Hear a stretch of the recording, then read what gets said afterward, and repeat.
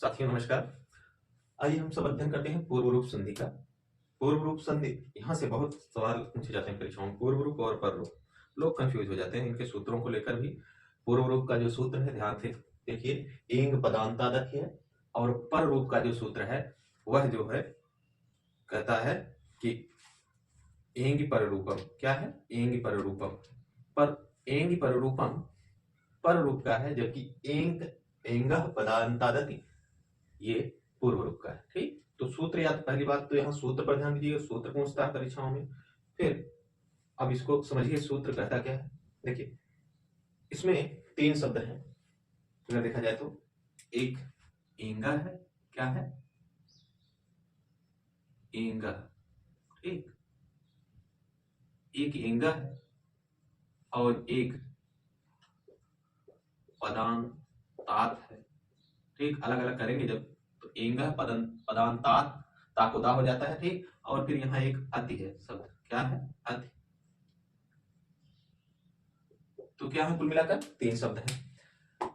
अब इसका अर्थ थोड़ा समझ लेंगे तो बहुत आसानी से आप समझ पाएंगे। एंग, एंग प्रत्याहार, आप प्रत्याहार अध्ययन करते वक्त आपने पढ़ा था एंग क्या है? एक प्रत्याहार है। एंग प्रत्याहार में कौन कौन से वर्ण आते हैं? एओंग में, एओंग एक प्रत्याहार जो है। आप महेश्वर सूत्र जब पढ़ रहे थे तो एक महेश्वर सूत्र था एओंग। क्या था? ए ओ ग। ठीक, एओंग था। तो क्योंकि अंगा जो है इसको जितना भी हम लोग पढ़ लेते हैं, ठीक, तो अंतिम वर्ण होने के कारण उसकी गणना की नहीं जाती ओंग के अंगा की, इसलिए इसमें कितने वर्ण आए इस प्रत्याहार में? एओंग में दो, ए और ओ।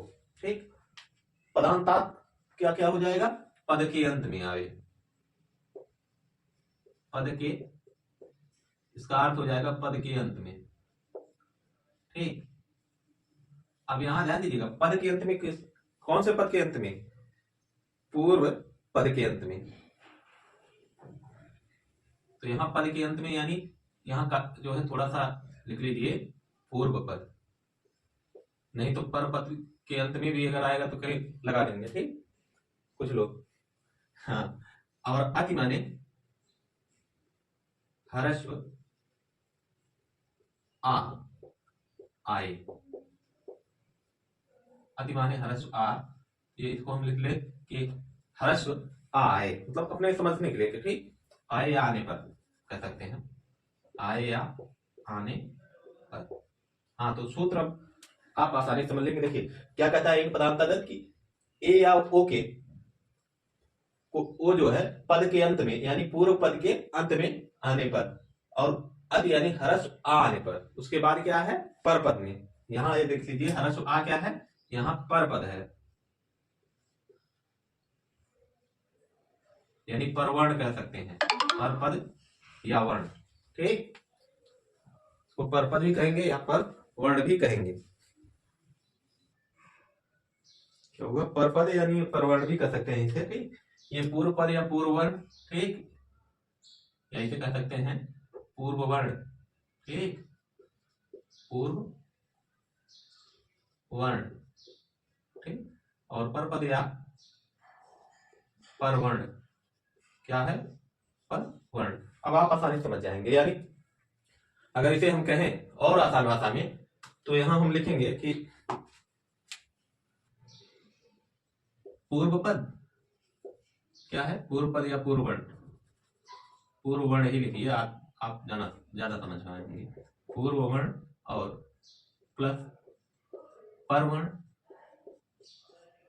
बराबर क्या है? पूर्व पूर्व रूप संधि। ठीक, पूर्व रूप संधि,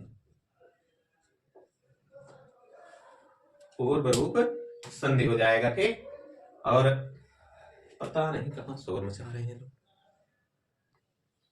देखिए बता रहे थे कि पूर्व वर्ण पर वर्ण, इसको और आसानी समझेंगे कि एक पदांतर अत यानी ए ओ पद के अंत में या पूर्व वर्ण में आए, हरस आ पर वर्ण में आए, तो यानी ए ओ पूर्व वर्ण, पर वर्ण में आ छोटा। ठीक, तो हो क्या गया पूर्व रूप, ये पूर्व रूप यानी आ को जो अवग्रह आदेश हो जाता है, चिन्ह, ऐसा चिन्ह बन जाता है, आ के स्थान पर अवग्रह का चिन्ह लग जाता है। ठीक, अब जैसे हम अगर कहें कि हरेत्र, क्या है, हरेत्र होना चाहिए, अगर संधि कार्य करें, देखिए कोई शब्द ले लीजिए, मान लीजिए हरे धनात्र, क्या है, हरे धन अत्र, हरे और अत्र अगर हम करेंगे तो हरे और अत्र में क्या होगा, देखिए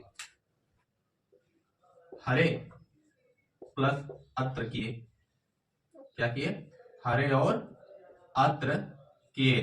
ठीक, हरे और अत्र करने के बाद जो है हमने अब संधि जो है पूर्व रूप, वो कहता क्या है कि पूर्व में ए हो और पर में अर हो, अगर है ह्रस्व आ हो तो क्या हो जाएगा, आ, और यहां जो है अगर हम थोड़ा सा और इसको सरल करें तो हर लिख देंगे, ए लिख देंगे और अत्र लिख देंगे, क्या हो जाएगा,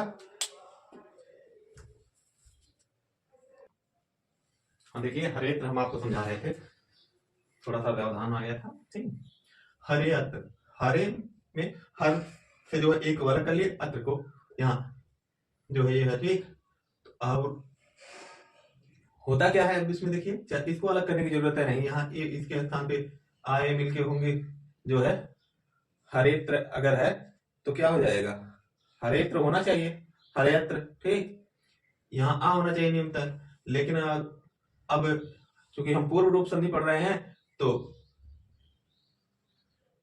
यहां जो है क्या हो जाएगा, हरे, यहां आपको देखिए इसको मिटा दीजिए इसको, नहीं तो आप कंफ्यूज होंगे।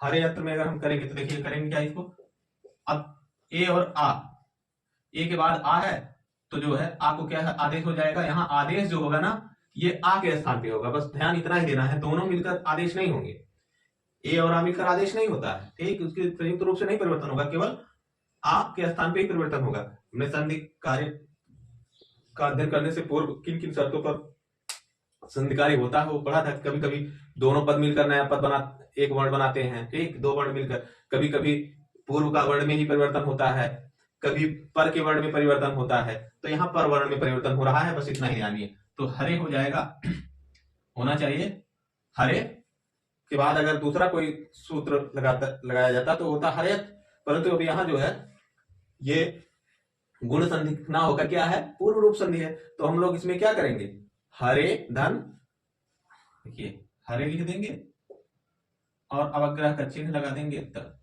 अच्छा ध्यान दीजिए, जब हम उच्चारण करेंगे ना तो हरेत्र का ही उच्चारण किया जाएगा, उच्चारण हरेत्र का होगा, हरे अत्र नहीं कहा जाएगा, हरेत्र ही कहा जाएगा। ये आ जो है उसका उच्चारण नहीं किया जाएगा, ठीक, अवग्रह का। इसी प्रकार अगर हम कहें हरे एव, अगर पूर्व रूप गठन जो है हम इसको पढ़े हरे एव, देखिए एक हरे धन एव कर ले, क्या कर ले, हरे धन एव। ठीक, तो एव कहा जी, आओ, सॉरी बता नहीं रहे हो तुम लोग, एक तो कभी गलत अगर लिखा जाए तो बताना चाहिए ना, हरे अब आओ है। ठीक, अब इसको क्या करेंगे, ए और आ मिलकर क्या हो जाएंगे, आ को अग्रह हो जाएगा। ठीक, फिर वही बात, ए यहां अलग किए तो ए और आ मिलकर क्या हो जाएगा, उस तरीके से आप नहीं समझ पाएंगे, फिर से इसको समझा ही दे रहे हैं हम। हर ए और आ है, आ को अग्रह आदेश हो गया। ठीक, आ को क्या हो गया, अवग्रह आदेश हमने सूत्र के अनुसार कर दिया, तो बनेगा क्या, जो शब्द बनेगा वह हर, क्या हो जाएगा, हर, अब ए है क्योंकि आ के स्थान पे परिवर्तन तो होगा नहीं, तो हम लिखेंगे हरे, हरे।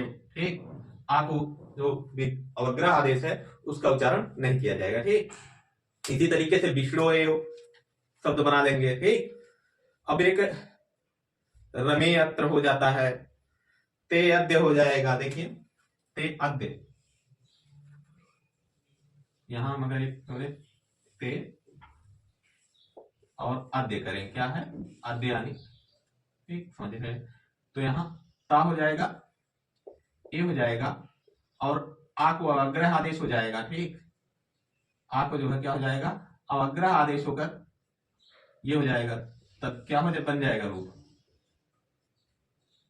तो जो शब्द नया तैयार होगा वो तेव, क्या हो जाएगा, तेव, ये रूप बनेगा। ठीक, इसी तरीके से वने यत्र बालके यदि आदि भी बनेगा। ठीक, अब ओ वाला एक उदाहरण समझिए, को अपि, को अपि शब्द है। ठीक, का के अलग और यहाँ ओ अलग कर लिए, समझाने के लिए आपको करना है, नहीं तो ऐसे ही रख कर आप अगर समझ जाए केवल इतना ही कि आ के स्थान पे वो अवग्रह कर देना है तो बस जोड़ देंगे और आ के स्थान पर क्या हो जाएगा, अवग्रह। ठीक ठीक, अब जो शब्द बन जाएगा वो क्या बनेगा, कॉपी। कॉपी हम लोग इसको पढ़ते हैं जब कॉपी पढ़ा जाएगा। ठीक, अब दूसरा जो है एक उदाहरण और इसका देख लीजिए, बालको अपि भी हो गया इसका। ठीक, यहाँ बालके यदि था, यहाँ बालको अपि हो जाएगा और प्रभो अयम हो जाएगा, को अयम हो जाएगा, गुरु अत्र हो जाएगा। ठीक, को अयम, को अयम, को और अयम हम करें अगर, ठीक, तो क्या बनेगा, देखिए का से हमने ओ को अलग किया और अवग्रह आदेश कर दिया आ के स्थान पर, क्योंकि सूत्र कहता है आ को अवग्रह आदेश हो जाएगा अगर पूर्व में ओ वर्ण हो या आ वर्ण हो, ए वर्ण हो, तो यम हो फिर लिख देंगे जैसे का तैसा यम लिख दिया जाएगा। हाँ, अब ओ और देखिए यहाँ फिर लिखेंगे जो, तो को हो जाएगा और अवग्रह आदेश हो गया तो ये अवग्रह लिख दिया जाएगा। बहुत आसान है, आप समझने का फेर है, अगर आप समझ गए अच्छे से तो इसको जो है बहुत आसानी से समझ पाएंगे। ठीक, अब इसी तरीके से प्रभोयम इत्यादि भी है। ठीक, कोयम, प्रभोयम जो है, बालकोयम, को अवशिष्ट, बस इतना सा ध्यान रखिए कि एंग पदांतादत सूत्र याद रखिएगा। पूर्व रूप का सूत्र पूछता है तो क्या है, एंग पदांतादत। एंग पदांतादत कहता क्या है, एंग यानी एंग के अंतर्गत एओ प्रत्याहार, एवं प्रत्याहार के अंतर्गत एओ वर्ण आते हैं और ये कहता है पदंताद यानी पद के अंत में पूर्व वर्ण जो हो उसके अंत में, और अतिवर्ण, अति यानी ह्रस्व आ आने पर परवर्ण में, यानी इसको अगर हम इस सूत्र को और सरल करें तो पूर्व वर्ण में ए, परवर्ण में आ, तो आ की जगह पर आ को जो है अवग्रह आदेश हो जाएगा। ठीक, और ओ है आ है, ये आ हो जाएगा। ठीक, अवग्रह आदेश हमेशा जो है पूर्व रूप में जो परिवर्तन होगा वह आ के स्थान पर होगा। बस इतना ही आप जानिए कि अपने रूप को छोड़कर जो है पूर्व जैसा वर्ण हो जाना ही क्या है, पर रूप है, अर्थात आ वर्ण ए या ओ में जाकर मिल जाता है और ह्रस्व आ की जगह अवग्रह का चिन्ह लगा दिया जाता है, बस यही है। ठीक, आशा है कि आप समझ गए होंगे पूर्व रूप संधि। मिलते हैं अगली वीडियो में पर रूप संधि पर चर्चा के लिए, तब तक के लिए नमस्कार।